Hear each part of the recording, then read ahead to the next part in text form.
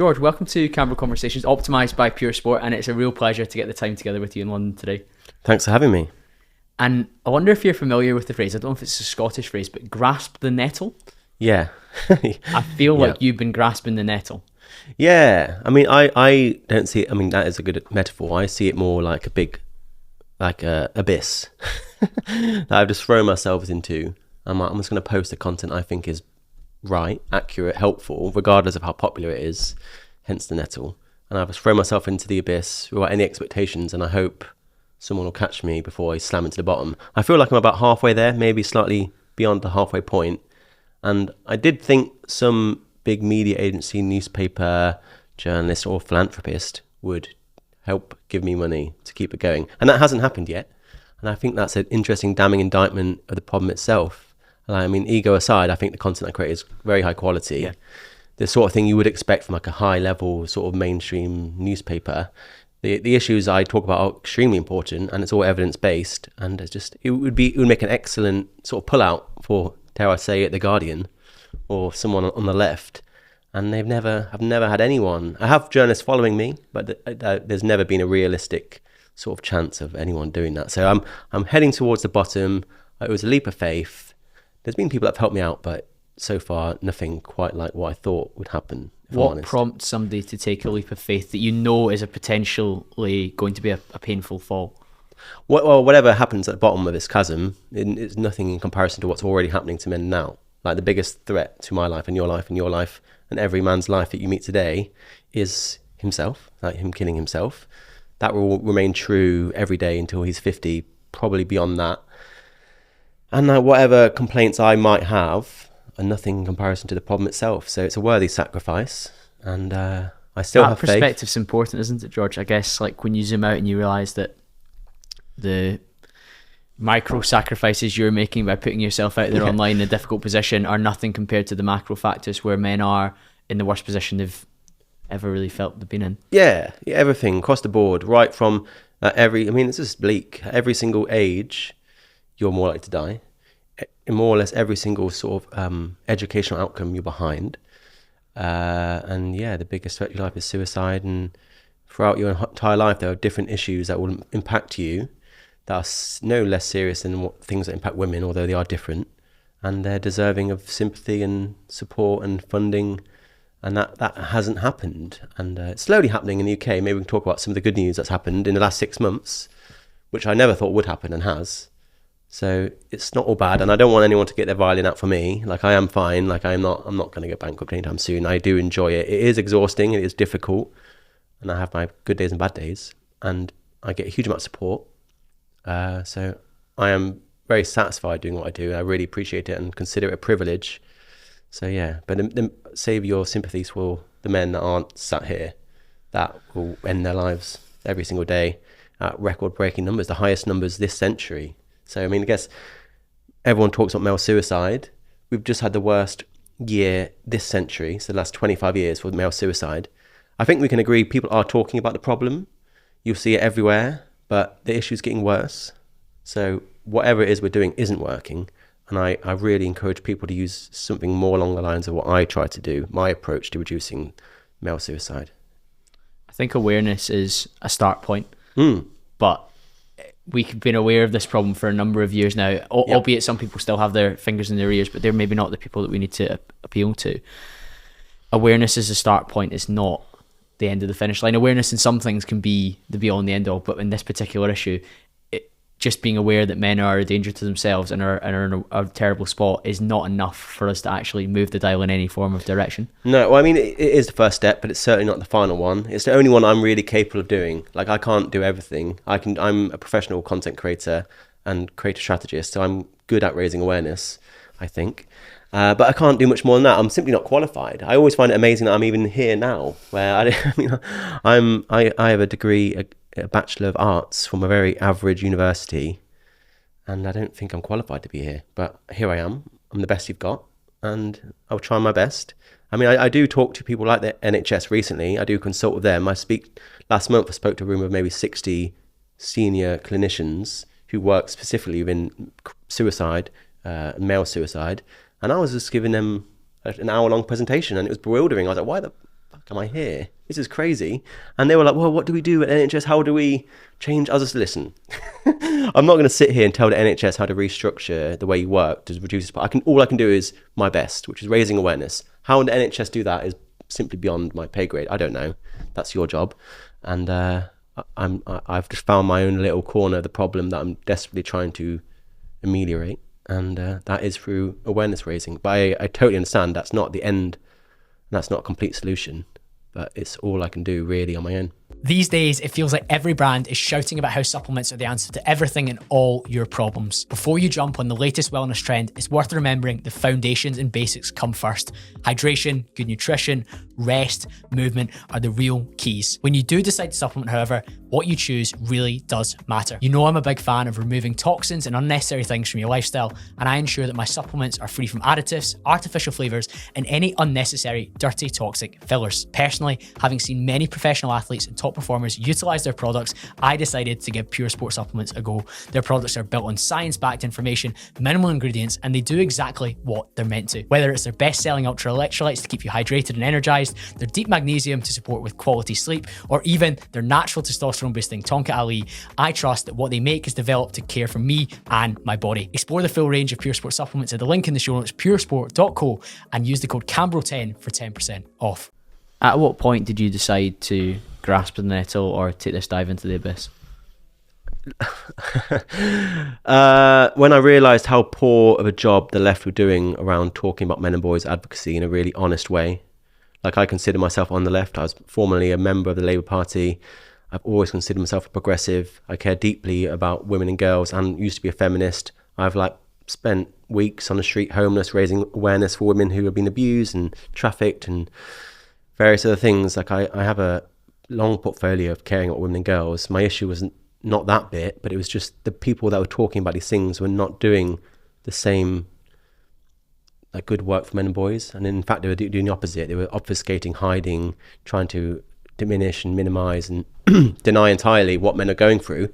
And I would be literally in conversations like this, like having dinner with friends at work, colleagues, or at the pub, and they'd be talking about things, and it just doesn't seem right. Didn't feel right intuitively. Didn't seem right in terms of my lived experience or the lived experience of men I know. So I'd go away and I'd do my work on a laptop, and I'd be like, it's not right, or it's not the complete truth. Like, this bit's right, but this bit's missing, the men and boys bit. And then I'd start putting onto an Instagram page just for my own personal private use called TheTinMen. I heard you say before you were collating that almost to reassure you that you weren't going mad. Yeah, it was like my ultimate secret weapon I had literally beneath the table. So whenever we're talking about women that are abused by their partners, I'd be like, that's really interesting, but can we please talk about the 750,000 men who comprise 1 in 3 victims of domestic abuse in the UK, although now that's gone up, it's about 40%. Can we talk about them? Why are we gendering violence against women as if it's ubiquitously against women when 1 in 3 victims are men? That's a decent question. And it wasn't just the questions themselves that were important. In fact, what was more important and more shocking to me were their lack of decent, honest answers, and often anger at me asking these simple questions. Like, you'd get the finger in the face. I knew you were going to say that, George, and this and that, and you're an incel, you're a misogynist, you're a sexist, you're a Z-list. These are heavy terms that are used to shut down the argument. Yeah. For example, a lot more people are speaking about the culture that's happening within the UK of mass immigration and some of the challenges that are coming down the line of that. If you'd brought that up 3, 4, 5 years ago, bigot, Nick Griffin supporter, or whatever other term people could use to delegitimize you, I think the discussion in the men's space was being shut down previously by things like misogynist, bigot. Do you want us to go back to the kitchen then? No, these are ridiculous phrases used to not take seriously a genuine point that someone's trying to make. Well, I think they misunderstand me, or they deliberately misunderstand me. I'm not trying to deny what they're saying. I don't want women to go back into the kitchen. I come from a family of really successful, powerful women who have been the biggest role models in my life. In no way do I want that to return. I'm just trying to widening. It's yes and this. Yes, and we should also do this for men. Absolutely. I don't spend a huge amount of time talking about women and girls because there's other people doing it, and quite frankly better than I can. I agree wholeheartedly. I know loads of women that have had these horrendous experiences that break my heart, and I'm trying to add to the conversation to complete it. So yeah, it's slowly happening. A lot of the policies that I was called a bigot and an incel and misogynist for are now being discussed in Westminster. Like the Violence Against Men and Boys bill that I've been banging the drum for 5 years, that was a huge bone of contention that lost me friends, is being talked about in Westminster now. It's arrived, and I was like ahead of the curve. I feel like I was catching up. Okay, that's what a progressive is. A true progressive is not like acting as some sort of guardian of morality. It's throwing stones at popular convention. It's rocking the boat if needs be. It's challenging people. It's making people uncomfortable. It's asking unpopular questions that need to be asked. It's not about virtue signaling and all that sort of stuff. So that's where I diverted from my so-called progressive friends, and I was like, I don't think that you are progressive. I think you're status quo, and I think I'm the progressive. So yeah, the status quo for the last few years has been that sort of, I mean, almost fourth wave feminism, where they've almost detached from all sorts of reality, because as you'll show in all your statistics, women are quote unquote bettering boys in almost every field, and that is not to say that we need to try and square it up so that women go back the way. We're just trying to lift men up to try and get back to some sort of parity as well. And the likes of you and Chris always share the stats around when Title IX was introduced in the 1970s. There was the skew with men on college campuses in the US versus women, and then we got to parity in like 1981. But nowadays it's basically the other way around, and there's no plans for a Title IX rerun. Well, I wouldn't say men are doing better. Women are doing better in every area. I would say they're doing better in every area of education in the West, and they're certainly doing better in every area of health. Yes. But there's many points that women are behind that and deserve attention too. But you're right in that in 1980, I think it's 50 years ago, so 70s, that women, we all know, were behind in education. And then Title IX came in to correct that, quite right. In about 1981, we were at parity. So in higher education in America, there was the same amount of women and men in higher education. Great. And then we never took our foot off the gas. We carried on going with the affirmative action. And now the problem has now inverted and is now worse. There are more men behind or out of education today than women were 50 years ago. So the problem hasn't been fixed. It's just inverted plus interest. So the graph's like a big X. It's like women and men come down, they meet in 1981, and then they just carry on going. And there's still no awareness of that, let alone action to stop it. Like, at least take your foot off the gas. Let's at least stop making so many gendered scholarships for women. Like in America, women are ahead and have been ahead for my entire life. They're ahead in every area of education, and they're ahead in every single racial and socioeconomic group. Like, they've done it, they've done the job and some. So let's just stop with the gendered scholarships, or at least stop them for women, and then just try and get men and boys back into education. There's so much work that needs to be done. And it's only been done by people like myself, Chris, and you, in like podcast studios like this, not by politicians, as it should be. It is frightening from that perspective, but I think the alternative media is growing in its influence, because that's what people are listening to and watching, rather than BBC, Sky News, ITV. I think post the C19 period, a lot of trust was broken with those institutions, even more than it already was. It was their kind of last hurrah to keep control and keep us all under their thumb, or at least under their influence. And I think the rise of alternative media, more people would say that they've probably listened to a podcast and read a newspaper in the last 3 weeks, let alone a day. Well, I don't. I mean, I am obviously part of the alternative media, but I just try to see myself as like a mirror. I try to put my audience as close to the data as possible, and I'll just show you the latest grades from UCAS, and I'll just be like, this is the reality. I'm holding up a mirror. If you don't like what's looking back, that's not my problem, but this is the truth. I'm not filtering it through The Guardian or The Independent or BBC, where there's always some sort of political twist. I'm just showing you the data. Like, but the buttons I use most on my keyboard whilst creating work is just copy and paste. Copy, paste, copy, paste, copy, paste, copy, paste. I'm showing you data on education. I'm showing you data on health. I'm showing you data on domestic violence and partner abuse, sexual violence and stuff like that. And that, I'm just trying to show you the reality. I'm sure I add a spin. I'm biased too, but my main aim is just to, like I said, hold up a mirror. Present the information. Yeah. I appreciate that. And what you were speaking about earlier, some of the feminists who took exception to you talking about men and their issues, that's people that view it as a zero-sum game, that there must be a winner and a loser. Instead, I'm a big believer that it's and both, rather than or. Feminism is a very broad church. There's a huge amount of different types of feminism. There's the left and the right, there's the trans-exclusionary feminism we're all talking about, there's Marxist feminism, there's liberal feminism, there's all the different waves. So there's no one single thing to say about feminism, but there are certainly problematic members. I have no issue with individual feminists that are just, doing a fun run or bake sale to raise money for women and girls. Quite right, and I'll donate money to you. My issue is with the powerful institutional feminist groups and organisations and politicians that are behind the scenes, like meddling and trying to exclude men and boys from really, really important policy around things like domestic violence. And the ones that are sort of pulling fire alarms and banging pots and pans outside of sort of conferences that are generally making good, meaningful attempts to help men and boys. And then the more that happens, and everyone talks about it, the more that happens, the more those men leave that conference, and then they'll go and follow someone that is a lot more nefarious than me, that is essentially trying to exploit them, such as Andrew Tate. And it feels like boys are in this tug of war now. They're being told one thing by the feminist groups, and then they're being told another thing by the manfluencers, I suppose, or the manosphere. Yep. And it's like, just no one listens to the boys. I'm like, listen to the boys. Like, I was just reading a paper on the bus here, and everyone seems to be wagging their finger at boys now, like telling them what they should be and shouldn't be. In the following of adolescence and all the hysteria. Oh my goodness, yeah. And I'm like, I've not heard one interview with an actual boy. I've not had one boy sit down and tell us about his experience of being a young boy trying to deal with masculinity in adolescence. I've not had that once. I've had everyone have their say. And I've read a paper by the Centre of Social Justice called the Lost Boys Report. And they asked boys, what are the things you like most about school? And the 3 things they said were nothing. The second thing was substitute teachers. So clearly they're not getting along with their teachers. And the third thing was PE. And I'm like, look at that. You learn so much more from that fact than any Netflix series. So I wish Keir Starmer would turn off the TV and actually talk to boys and understand how school is failing them, and more broadly society, through loads of different things, but particularly education, lack of male role models, and just a lack of kindness towards men and boys as a group.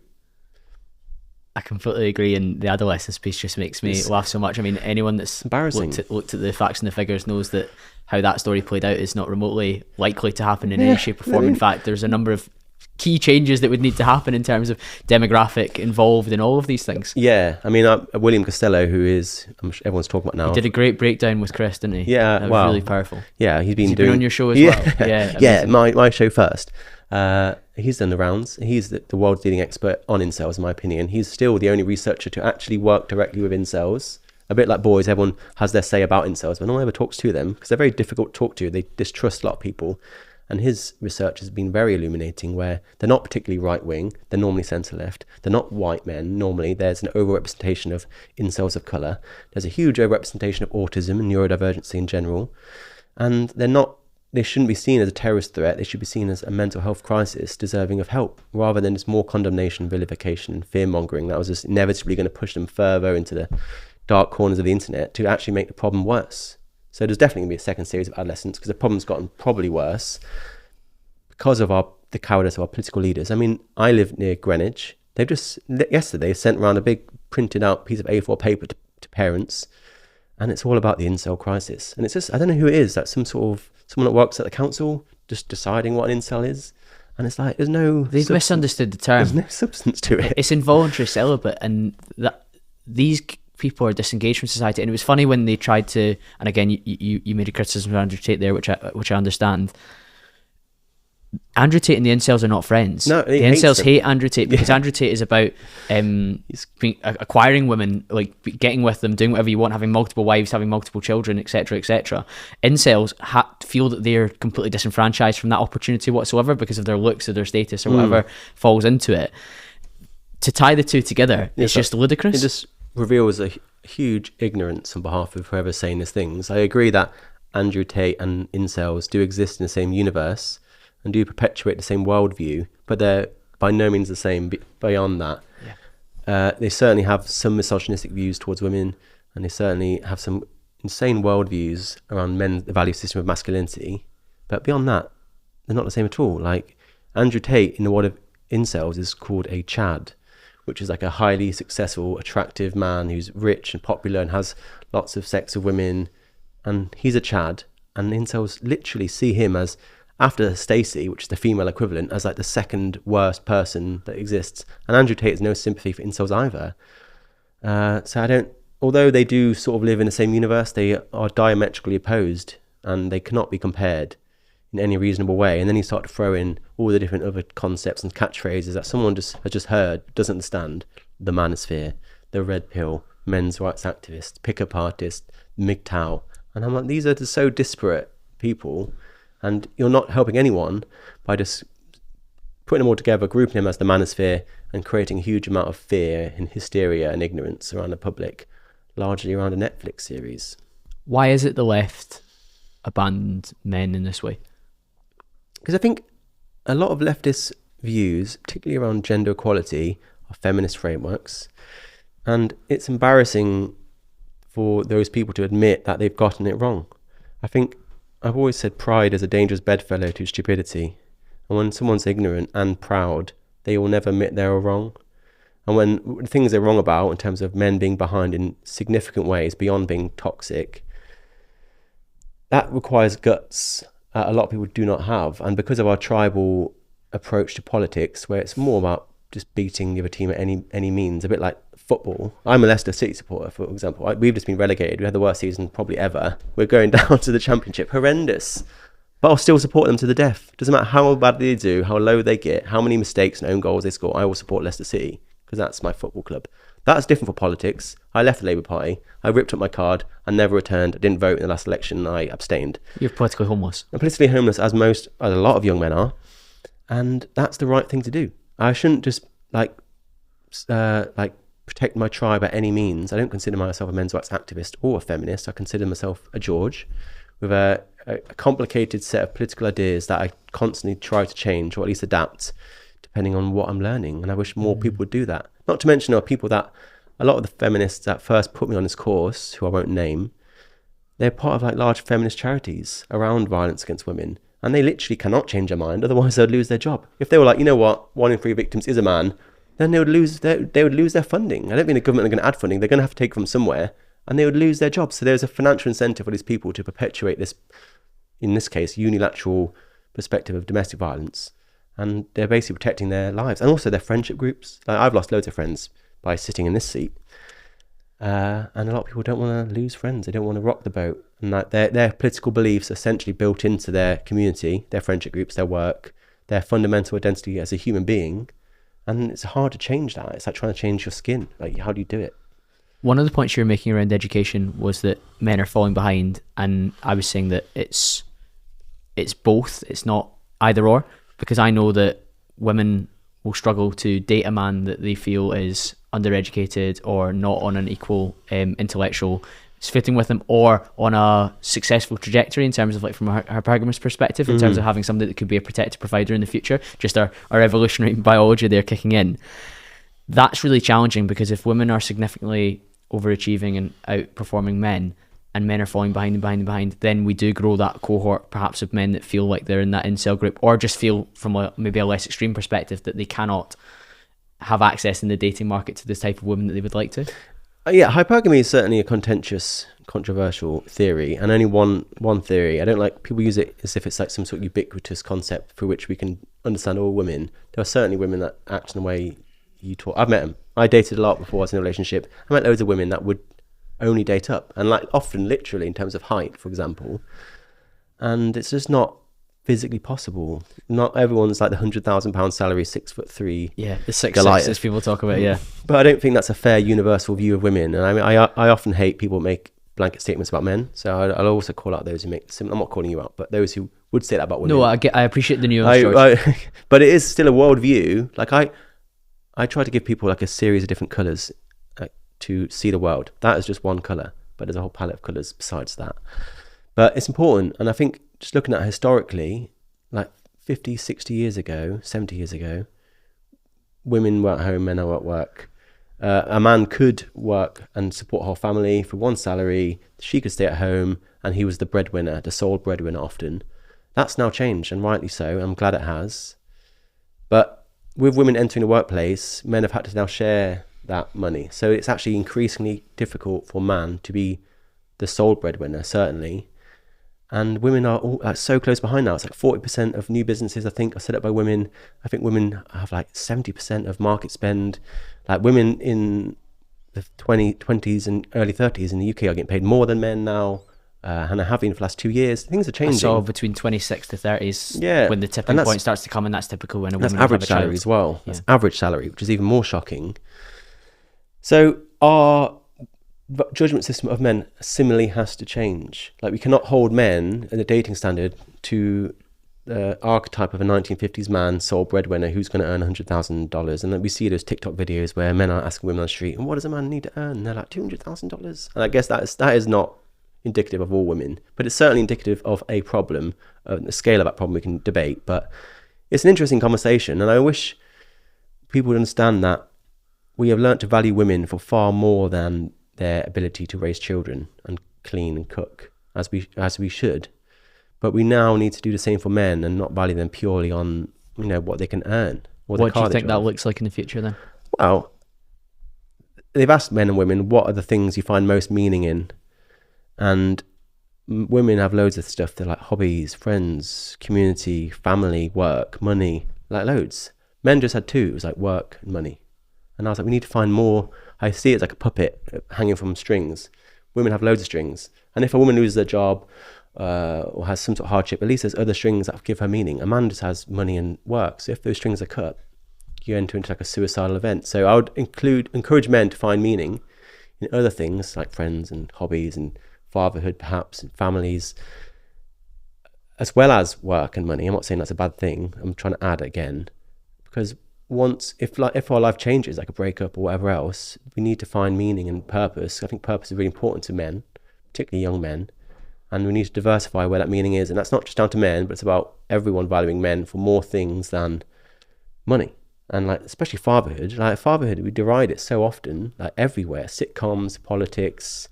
Modern media is very guilty of that, the kind of Homer Simpson type archetype, the Peter Griffin, whereas where are the more aspirational role models of a man that is a supportive father, is present and is engaged? Yeah, like Dr. Phil, the original Fresh Prince Dr. Phil. Uncle Phil, sorry. And like Mr. Rogers, they were such wonderful archetypes of men, masculinity. Now they're gone. We have like Peter Griffin, Homer Simpson.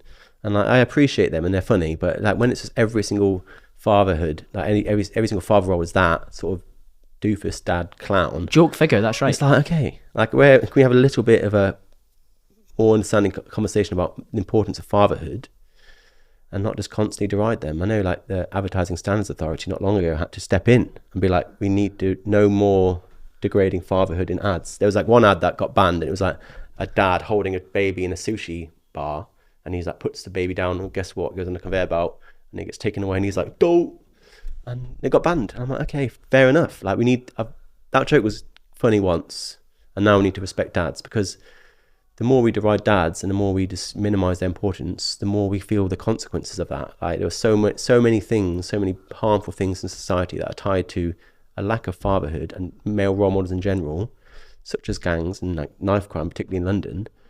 A lot of the boys who are killing each other, like obviously knife crime in terms of adolescence, it's not white boys stabbing middle class girls. It's not what happens now. It's normally young black boys in cities stabbing other young black boys in cities, often from fatherless homes. And the reason why they end up in gangs usually is because there's no family at home. There's no father figure. There's no male role models.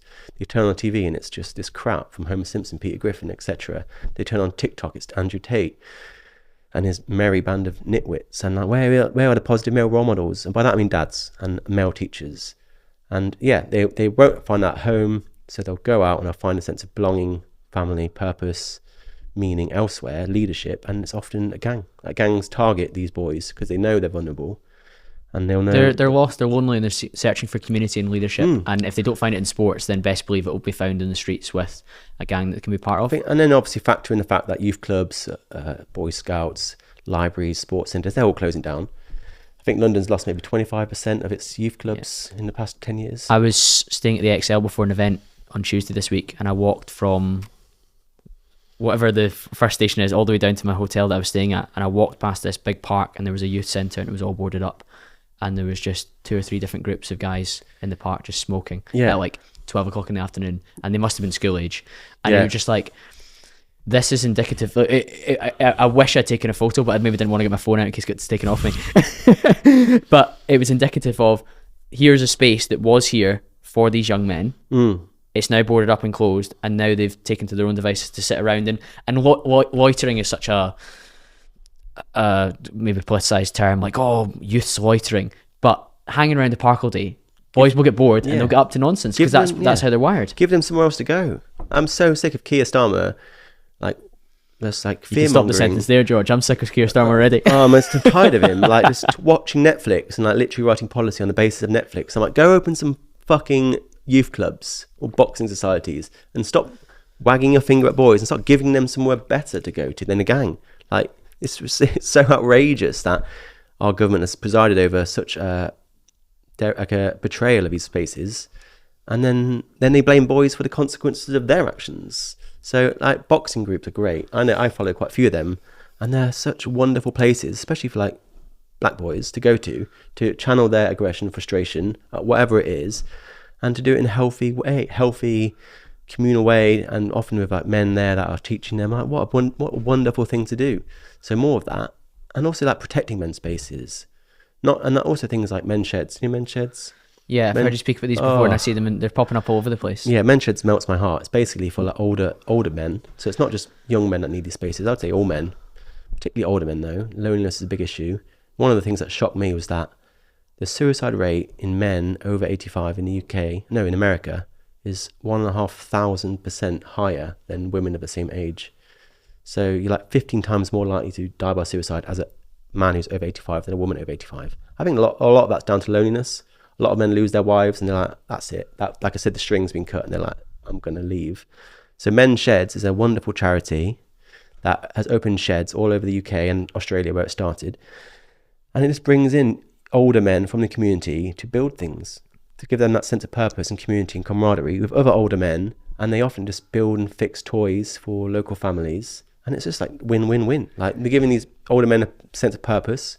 We're reducing the suicide rate, and we're actually providing a service for free for local families. I'm like, what's wrong with that? But the one in my hometown, Loughborough, has recently decided to let women in because basically the men were being harangued by their wives, pressured.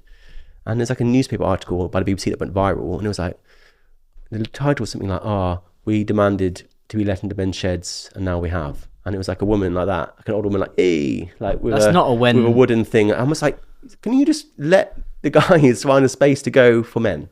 Like, set up women's sheds or have a day a week for men's sheds where women can come along, but it has to be protected. And I get it, that's unpopular, but I think single-sex spaces for men are really, really important in the way I've described, for young men, boxing groups, and then older men, men's sheds, and many in between. And we need to protect that. And I agree they're important for women too, and women should have their spaces as well, but we shouldn't let them bully their way into men's sheds. And now they're like, oh, don't worry, the men have their own little room at the back of the men's shed where they have a train set, and that's where they now go. And I was like, what a sorry sight that they now have to sort of retreat to this little back room.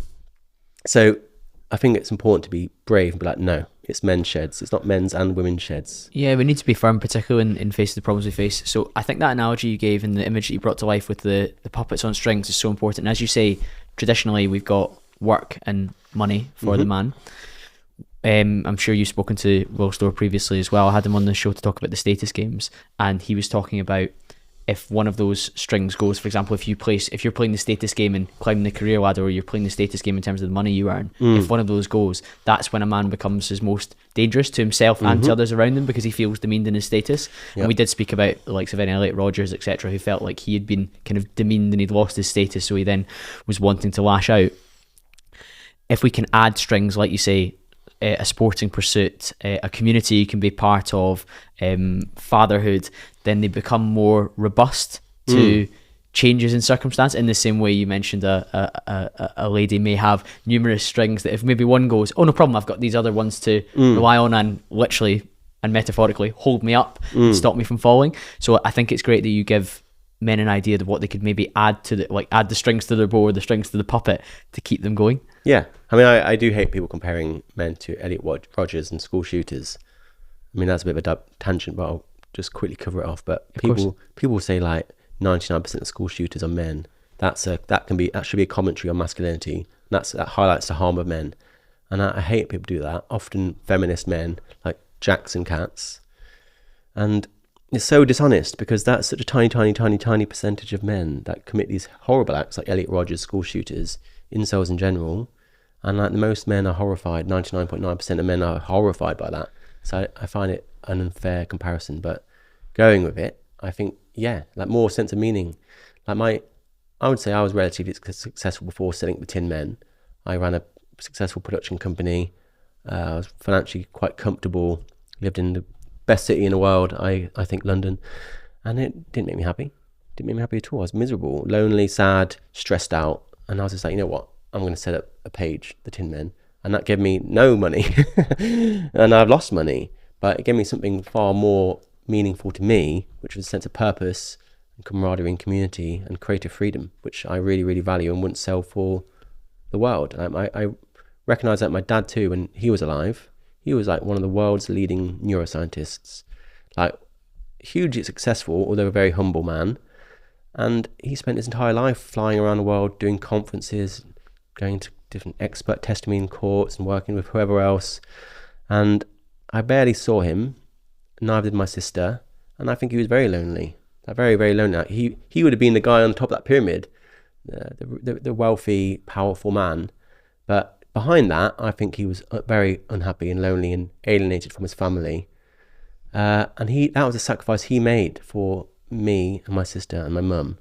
And my mum made sacrifices too in the opposite direction, where she gave up a lot of her career, although she's still very successful. And she stayed at home for 2 years and raised me and my sister and did all the sacrifices we were very familiar with that a lot of mums do. We never talk about the sacrifices dads make, like my dad. And he felt that sacrifice most after he retired, because you retire, the job, the status, it's gone, the money's gone to an extent. And like he's reminded of the things that he sacrificed, which is like a lacking connection to his family. Didn't have many friends because his friends were tied to his work. And my mum, when she retired into a huge network of supportive women that are really great, and she still hangs out of now. So, loads of friends. I don't think my dad had any friends really, if I'm honest. And those are both sacrifices, and we don't talk about them both. My sister would always be like, "You don't appreciate what our mum sacrificed," and I'm like, "I think I do, but I don't think you appreciate what our dad sacrificed." And it's a lot harder to spot because you don't talk about it. But yeah, he was one of the ones that, I guess, retirement that strikes such a chord with me. My family situation very, very similar. My dad in his retirement, well, he's part retired, he's actually still working at 73 because it still gives him a purpose and a network. Yeah. Because many of his friends no longer living around Glasgow. Many of his friends he built through his work, and he is quite lonely apart from my mum. And whereas my mum, she stopped working when my younger brother was born, so raised the two of us, and has a huge network of people in the local area. Like everyone knows my mum in the area. Like she's a very friendly, outgoing person. My dad is very introverted, very happy to just work and graft. He's got a boat, a fishing boat off in Ardrossan, which is on the coast of Scotland, that he just goes to and works and grafts at. He's very insular, and if he was somebody that maybe wanted more companionship, and perhaps he does, he just doesn't talk about it. Yeah, these men, in order to provide for their family, they make a sacrifice to build the level of network that perhaps their wives have.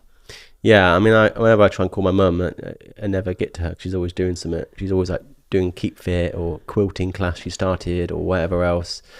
And I'm happy when she doesn't pick up the phone because I'm like, she's probably doing something better. But that wasn't the same for my dad, and for the same reasons. And it's sad. And I wish he'd gone to men's sheds. I don't want to keep plugging that, but I feel like it's so helpful for a lot of men, particularly older men who are quite handy. And I would encourage anyone to do that in that position who has retired or semi-retired and does want to fulfill that sense of purpose. And they'll meet like-minded people that are in the same boat as well. If you're new to the podcast, make sure you've hit the subscribe or the follow button on whatever platform you're listening on, so I can keep getting fantastic guests just like this one. One of the recent episodes I did, we were talking to Dan Tem, who founded, was the CEO of Pure Sport, and he was talking about the run clubs that have boomed.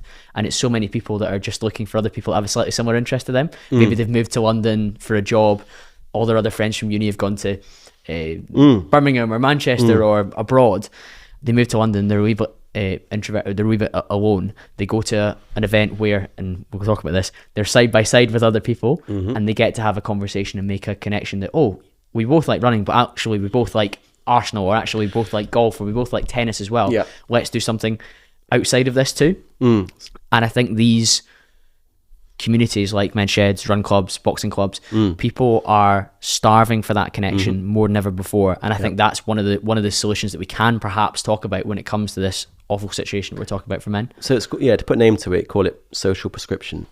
Nice. So aside from clinical prescription, where someone that's depressed might get put on some sort of medication, now they're giving them social prescriptions. So instead of giving them like an SSRI, they're like, oh, here's a allotment you can go to, or here's a walking group, or dog walking group, or a grumpy men's breakfast club, which is a real one. And it's so amazing. British, isn't it? We're kind of tongue in cheek, aren't we? Yeah, and like men's sheds, talk groups. Like there's so many boxing societies, hiking. Like I know a charity called Strong Men, and it's a bunch of bereaved men who go on hikes together. And I met a man who, in many ways, changed my life at the fundraiser called Chunk, and he was just the classic archetype of a man who doesn't open up, and he didn't. He'd lost, I think, his child, and he was like this big, burly, bold man, like looked like a Millwall fan, if I'm honest. And he was like, I never spoke ever about my loss, but one hike up a hill, I was crying. I was like, by the time I got up, I couldn't stop talking. And now he runs the groups. Now he leads the walk, and I'm just like, oh, it like melts my heart and fills me with a lot of hope. But at the same time, you're right, there's a huge thirst for this. Men are crying out for it, and that highlights how much we failed them, how much the government have failed them, how much health services have failed them, that they've gone out and set up their own spaces by men, for men normally, and it shouldn't have been that way, but it is, and I think we should learn from it, and I really encourage more men to do it. I mean, I came back to Loughborough, tried to help someone called Rory set up a men's space within the Students' Union to go with the women's network and men's network, and it was all these things. It was like, there's going to be hikes, there's going to be talks, there's going to be debates, there's going to be like group therapy sessions, and the Student Union are very much on board with it, loved it in fact, and then they announced it on Instagram, and the wording wasn't right, but what basically happened was just the most horrendous backlash. Just the comments were wall to wall, like, you just don't this, one woman's killed every 3 days, and feminism this, and toxic masculinity that, and this is not safe. And I just don't understand how anyone could say that, how bigoted and angry someone could be. And they cancelled it. They cancelled it because of the backlash, and they cancelled it because they were actually afraid of Rory's safety. They were like, we actually don't think you're safe. This is such a unprecedented backlash. We can't keep doing it. And I was just like, well, surely the solution is to find out who's making these threats and to throw them out of the university and allow Rory to basically create a space that is potentially going to save lives, probably will save lives. Many of the people making the threats will come from protected characteristics, or characteristics that would be unpopular to go after potentially. Oh, yeah, I mean, the characteristic that they should be targeting are assholes. Like, if you're an asshole, targeted. And that assholes are evenly distributed across all groups. There's male assholes, there's female assholes, there's gay assholes, there's straight assholes, and all different colours. And go after them. Like, it doesn't matter. There were women and men in those comment sections that were saying horrendous things. And it took everything I had not to comment. And I was like, do you realise how high addiction, loneliness, suicide, how poor men's health is in student groups? And this could, almost certainly will reduce that. And you're disallowing it for no logical reason whatsoever. And it was cancelled. So yeah, that's a problem too. If we don't have these spaces and we don't have these opportunities, we leave men with very few options. Mm-hmm. And one of the stats you shared around male suicide was that the University of Manchester found that 91% of UK middle-aged men who died from suicide had sought a form of help prior to actually committing suicide. Yep. So the traditional forms that we are putting forward in terms of go and speak to your GP or phone this helpline are not really doing enough, because 91% of those people ended up following through on their intentions. Exactly. Before getting to that, one of the things that people are saying now is not committed suicide, because committed suicide's a crime. That goes back to when killing yourself was a crime. You commit a crime. Okay. People say die by suicide. I mean, I hate home policing people, but I genuinely feel that's a useful learning thing for people to take away. Die by suicide. So of middle-aged men who died by suicide, 91% of them had sought help from the services that we constantly tell men to go and speak to. So more than 9 in 10 men who died by suicide had opened up and had spoke and still died. So clearly, and this goes back to our interventions are not working because the suicide rate's actually going up. It's not necessarily that men aren't seeking help. It's that the help they are already seeking is not working adequately for them. So that goes right the way down. Like, they've looked at why don't men go to therapy? And they've asked those men. The biggest study was done in Australia. Thousands of men asked, and they found the biggest reason was I didn't have a connection with a therapist. And then after that was therapy didn't work. And I think half those men dropped out. 1/4 dropped out of the first session. And I'm like, that is worth learning about. Like, these men are telling you why they're not going to therapy. So stop telling them why and listen to what they're telling you. They are going to therapy and they're dropping out because they don't think it works. They don't feel a connection. So let's look at the intervention itself and at least ask, is it working adequately? I don't think it is. Like, if you look at the psychological industry, it's dominated by women often, and I'm not saying they're doing it intentionally. That will lead to ideas, interventions, frameworks, whatever else that are more centered around women's needs. And I think that's fair to say maybe men are falling through the gaps. Like, there's industries where men dominate, like engineering and work in general, I suppose, the corporate sector, where men did dominate. We talk about, the amount of board directors that are men is 80%. And that does create work environments that harms women and doesn't understand women's unique needs. So that same thing surely exists within the psychological industry, where it's 80% of therapists are women. That literally the exact same disparity, and nothing's being said. Nothing's being, and then we're just blaming the men again. We're like, you need to open up. I'm like, I did, and he still died. And then of those men, just to finish it off about that study, they looked at the men that had been assessed by a clinician, and these men who died by suicide, 80% of them were seen as no risk or low risk. 80%. So of the men that had, and that was after some sort of assessment, some sort of process. Well, they looked at basically after they died, looked at their experiences, and they were like, these men have been assessed, and 80% of them were no risk or low risk. So imagine that, telling men 80% of them are no risk or low risk, and then they kill themselves. So where is the problem there exactly? Is it the men or is it the clinician? It makes my blood run cold just thinking it's just about like, yeah. It's just like, who's talking about these things? So yeah, more male therapists, more male teachers, more fathers. One of the first episodes that I got a real pushback on a couple of years ago now, I interviewed Adam Lane-Smith, attachment specialist, and he was speaking about the nature of therapy, not just the demographic in terms of it being lots of female therapists, but actually the methodology that is delivered. So like talk therapy for men, focused on listening to them and hearing them versus maybe arming them with solutions being a real challenge for men. And I got a lot of pushback on that, being like, oh, like how can you say that, or how can your guest say that? That's totally ridiculous. And it links into that whole women are from Venus, men are from Mars, where men prefer to feel like there's a solution and a suggestion about what they do next rather than just getting something off their chest. And I always hear you give this example about the removing the lid from the boiling pot on the stove. And I know you credit is it Susie Bennett? You credit with that. She's brilliant at what she does. It really is. But when those things come to light and people push back on that, you're thinking it's mostly women that pushed back on it when Adam said it as well. And I was like, you cannot speak for men in this regard. Yeah, the gatekeeping of male suicide, often by women, is outrageous. I'm like, I've learned as a former feminist to sit down and listen to what women tell me and to shut up. And I'm like, there's a seat right here, guys. Like when men are talking about male suicide, perhaps it's best for men to talk and for you to sit down and actually listen a little bit. Maybe you have something to learn.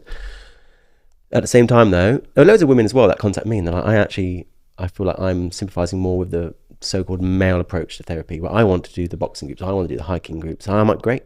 Oh, sorry. Again, we're painting in broad strokes there, aren't we? But the crux of the problem is that people really struggle to understand the fact that men and women are not quite the same. And that isn't entirely socialised. A part of that's biological, a big part of it. But that's not to say some women aren't like men and some men aren't like women. I'm particularly quite feminine in some ways and I'm masculine in others. My girlfriend's the opposite. We're talking about averages and distribution overlaps. But generally speaking, men are not like women and they have different needs and different ways of having those needs met. Part of that's in therapy, often around the idea that men more often want solutions, women often want to be heard. Like if anyone that's read Men Are From Mars, Women Are From Venus, that's essentially what it's about. It talks a lot about how there's arguments between husband and wife where the wife just wants to be heard, but the man just wants a solution. And it's like the deaf leading the blind in many ways, where she doesn't feel heard and he feels frustrated because he's like, I just want a solution to my problem. Yeah. Or he's given her advice about what to do next, and she's like, why on earth are you telling me what to do? Yeah, I just want to tell you about this. They both walk away feeling unheard, and they both have been not unheard. So the solution there is understanding that generally men and women have different needs, and a lot of that's biological. As for the part, and it's impossible for me to do a podcast without mentioning Susie Bennett, and Dr. Susie Bennett, may I add. Male suicide researcher, wonderful woman. And she talks a lot about suicide as like a pot of boiling water, where it's on the stove, the lid is on, the water inside is heating up from below. It's increasing in temperature, the pressure's building up. And I guess the suicidal event is when it bursts out. Talking through traditional therapy is essentially the same as taking the lid off that pot.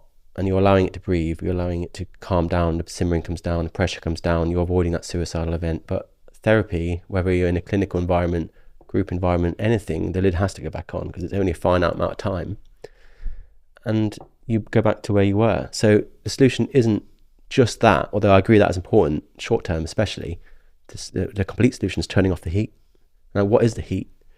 So when you look at male suicide research, a lot of the men who are suicidal, most men who are suicidal, don't consider themselves as having a mental health problem at all. They'll have a problem that's, a lot of it's around child custody, a lot of it's around relationship breakdown, a lot of it's around joblessness or debt, a lot of it's around being abused or having experiences of sexual violence, especially in childhood, bullying, loneliness. And like, those are real problems that are not in here. Like a man who's fighting to save his child in family courts, of which around 20% of male suicides in the UK are related to that. Like, he's not got a mental health problem. He's losing the thing that matters most to him in the world, which is his child. Not to mention probably his home, his relationship, a lot of his money. And like, that is I could totally understand why a man would look at suicide as a way out of that. Like, what line that stays with me from Susie is that she's obviously a woman, but she does a lot to talk to suicidal men. Like, she probably spoke to more suicidal men than anyone that's ever existed. We're talking thousands and thousands and thousands, and I don't know how she does it, to be honest. And she's like, the more I talk to suicidal men, the more she realizes that I'm not surprised you don't want to be here anymore. And that sounds like a very callous thing to say, but it's not. It's like basically what you're going through is real, valid, and it's not just in here.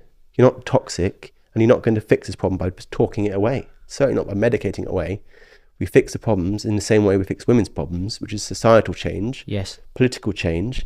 In the case of child custody, looking at family courts, understanding why are so many fathers being screwed over, and changing that bit, rather than just gaslighting men, essentially, and say, oh yeah, go and talk about it. It's treating them like dysfunctional women. Yeah. That's one of, and again, I'm definitely not of the left, but I believe the left have really pushed that. That socialization, that view that we're all the same and we should all be treated Crazy. as such. And it's like very much, I'd say the right lean more into the biological side, and I'm sort of trying to be in the middle. I agree. I mean, I am not on the left. It's in my bones, and it's very difficult talking about these things on the left. I often describe it as being in the away section of a football match, where we all love football here, but I feel very uneasy, and I've got to keep my head down. And I've actually been in the away section of a home game, and it was bizarre. And that's exactly how it feels, where you don't want to jump up when you score. Yeah, we're all the same, but we're also very different. And I feel like, oh, this isn't very.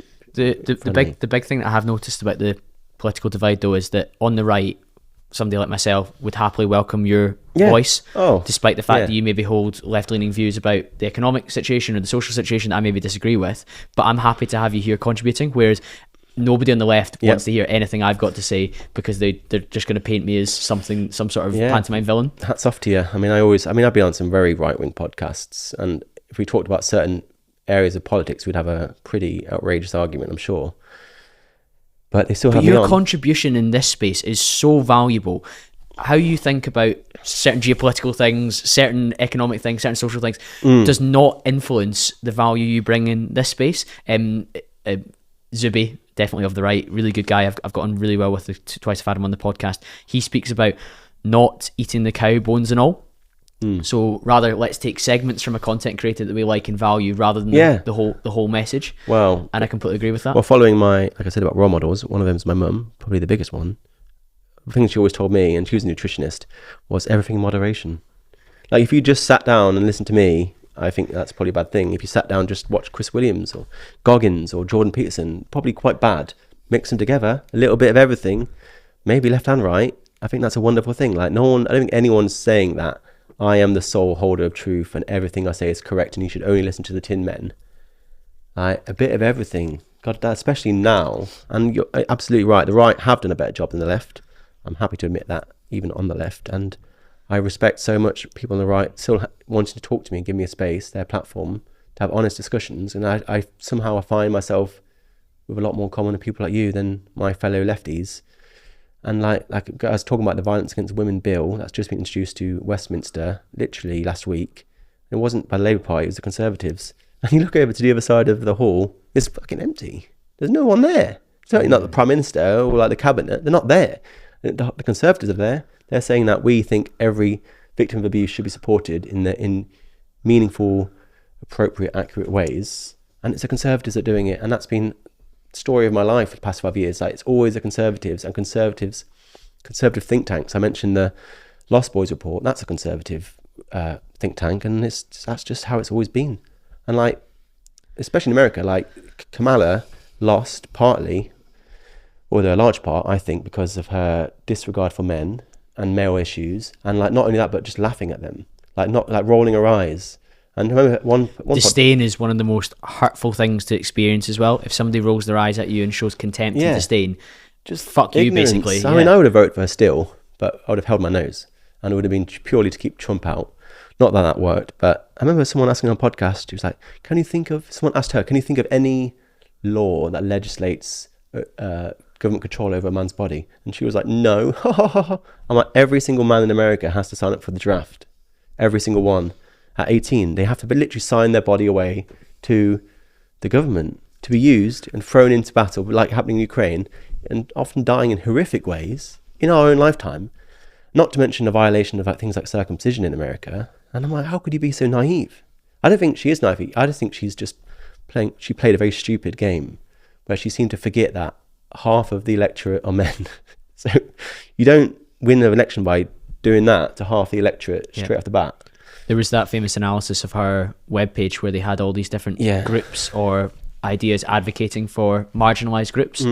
And it was basically every intersectionality you could possibly imagine, apart from men.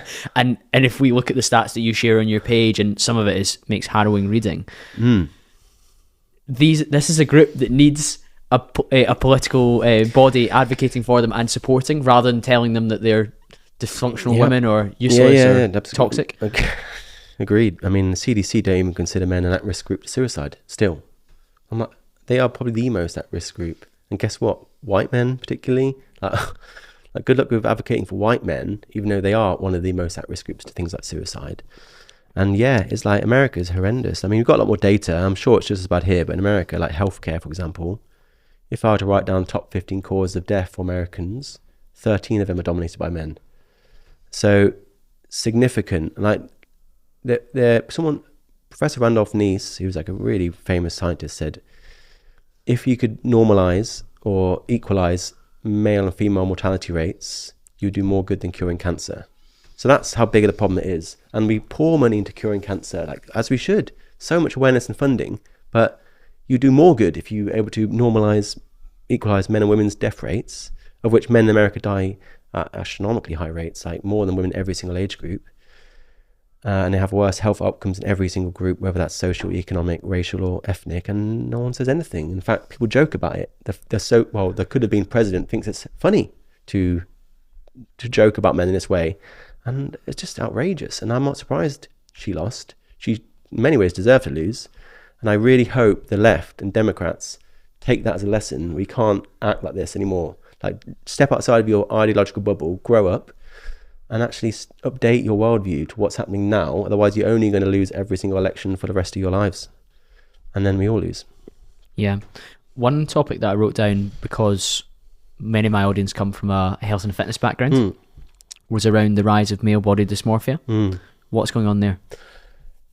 Well, people think that body dysmorphia is something that overwhelmingly impacts women, and there's certainly a lot of women that are impacted, but increasingly more men. In some data finds there are now more men that struggle with body dysmorphia.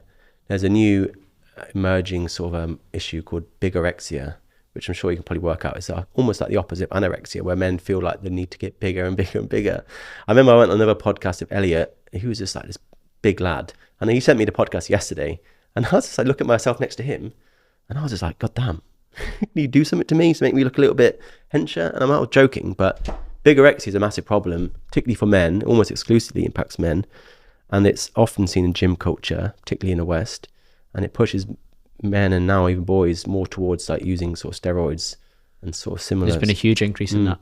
And it's like, it's dangerous. No one talks about it. And I remember I did a post on it where I looked at Wolverine through the ages, like the original Wolverine, I think it was like 2001 from the X-Men, Hugh Jackman. He was just like a big lad. He's like a big dad, like bit, he wasn't huge, he was big. Then the next Wolverine, he's a bit trimmer. And then he'd go down the ages and look at the most recent Wolverine, and it's ridiculous how muscular he's got no body fat. He's just like he looks like a cartoon character. And you just put those three things together and look at how our perspective of the male body has changed, and it's great. It's scary. And like that, he's talked often, and Henry Cavill as well, about how do you achieve this physique where you just look insanely ripped, and they basically have to dehydrate themselves for 3 days.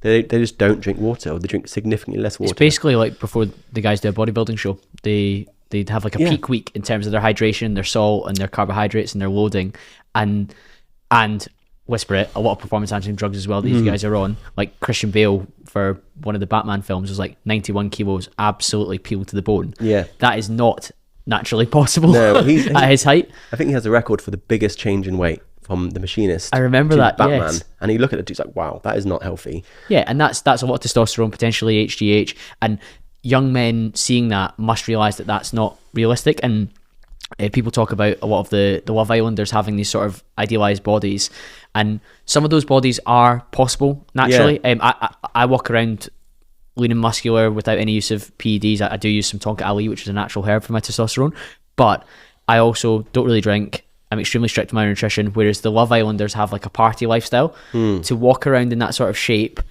with a party lifestyle normally means there's something bridging the gap. So a lot of these young men that maybe aspire to these physiques and they want to be a bit leaner, a bit more muscular, but they still want to go out every Saturday night and drink 20 vodkas and then sniff some gear, whatever it is they get up to, that's not conducive to looking the way that you maybe want to look, particularly if your genetic potential isn't as elite as these guys that have ended up on TV. I mean, it's always a bit of both. Like I have a lot of concerns around the body positivity movement around women, and often it's enabling what is, I find, unhealthy behaviours. Yeah, and health at any size and nonsense. There's a lot of it I appreciate about the men. Whenever I post about body dysmorphia, if I get it wrong, there's a lot of guys that are like, actually, I think we should be encouraging men to be their best. We should be encouraging men to eat better and exercise more. And I'm like, you know what? I think I'm on board with that, but there's a point where you literally cannot achieve the Wolverine Superman look. You just cannot do it unless you're going to dehydrate yourself for 3 days and then go on like a 3-month fitness plan with like the world's leading sports science. You just cannot do it. So whilst I appreciate and agree we should be encouraging men to look after themselves and be their very best,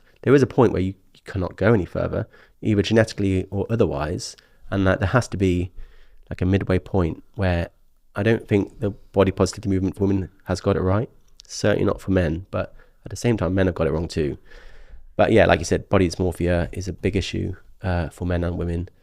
I think like eating disorders are on the rise. I have friends that have eating disorders. I think like 1 in 3 eating disorders is a man, and it's like a big issue. But we never talk about it, and often it's different things. Like men are self-conscious about different things in their body than women. Like their height, their hair, their genitals, their facial hair. Like women are uncomfortable about different things than that. Yeah, I certainly have had borderline orthorexic tendencies about my exercise habits and like what I've been eating, and it's taken me a long time to have a right balancing act from that. But outwardly, having a 6-pack on holiday and looking jacked, people would be like, oh, that's amazing. But there are times where I was like really stressed about, okay, I'm not gonna be able to get to the gym today. What does that mean? Or actually my meeting's overrun. I've not been able to eat meal 3 at the right time. And that is a lot from that I grew up watching fitness YouTube of phenomenal physiques and thinking I want to be like that. And while I closed that gap quite quickly, I couldn't live a lifestyle like them where they have complete autonomy over their diary at all times and they're able to have the meal prep perfectly. Again, I use meal prep now, but like these things were out with my control. And I feel sorry for the younger generation coming through, because me in my early 30s, I feel like I've got a much more level head than maybe a young man that's being shaped by what they're consuming on TikTok, Instagram Reels, YouTube, that's shaping what they think the body should look like in the time frame that they think it should look like as well, like how fast they should maybe get these results. Well, it's like everything in moderation. Yeah, again, like it's not one or the other, it's everything together. And like I guess just try and borrow the best bits of all different worldviews to build like a holistic and balanced lifestyle, like a diet in many ways. So, one of the things that I'm really worried about young men, and I'd never heard of this before, but you brought it up on your page, is sextortion. Yeah. So always, it's so interesting. I meet people and they're like, I never heard of this, I never knew that. So many times I type in a thing that's real and it's always a spelling mistake. Like everyone knows misogyny, what that is, but misandry is the opposite, and it's always a spelling mistake. So, it's not recognised as a word. That says everything. It's a spelling, or andrology. No one knows what andrology is, which is basically a male equivalent of a gynecologist, where a male sexual health or reproductive health specialist. No one knows what that is, and very few of them. Sextortion's a lot of that, and no one's heard about either. Essentially, I think about 90% of people impacted are young boys, and it's essentially where someone is coerced into sending explicit photos, naked photos over Instagram, Snapchat, or whatever, by a grifter. Not necessarily women, often it's men pretending to be women, but they're pretending to be a good-looking woman. And then as soon as they've got the photo, they'll use it to basically blackmail, usually a boy, into sending money. And it's ended in so many suicides, particularly in America, like so many suicides of young boys sending photos to who they think is a young girl or a woman of their age. And it's not. It's like some grifter, predator, and then they'll blackmail them. And it happens so quick. Like this happens a lot to older people where over time they're coerced into giving away their credit card details, for example, to a con artist. And that takes weeks. But for sextortion, it happens in the night. There's stories of like a young boy leaving his girlfriend's house in the evening. That evening he gets added by one of his predators. He sends a photo. Early that morning, the blackmail begins and he kills himself. It happens in less than 12 hours from having never even connected to being dead. So it's shocking. And I think a lot of it's because we don't educate boys in the same way as girls, where we do not send photos, explicit photos especially, to anyone online under any circumstance. It's certainly not people you don't know who that person really is. So yeah, sextortion. It leaves them so exposed and vulnerable that I can see how that can go from having never engaged with somebody to one, financially not being able to deal with it, but also like the reputational damage that would occurred, and shame. That's the perfect word, George. Like horrific. And when I was reading about this and going through your carousel, I was thinking it would like a hormone fueled 16-year-old boy gets added by a girl he thinks is good looking. They're talking back and forth. She maybe sends him some stuff, albeit it's not her. He sends something back.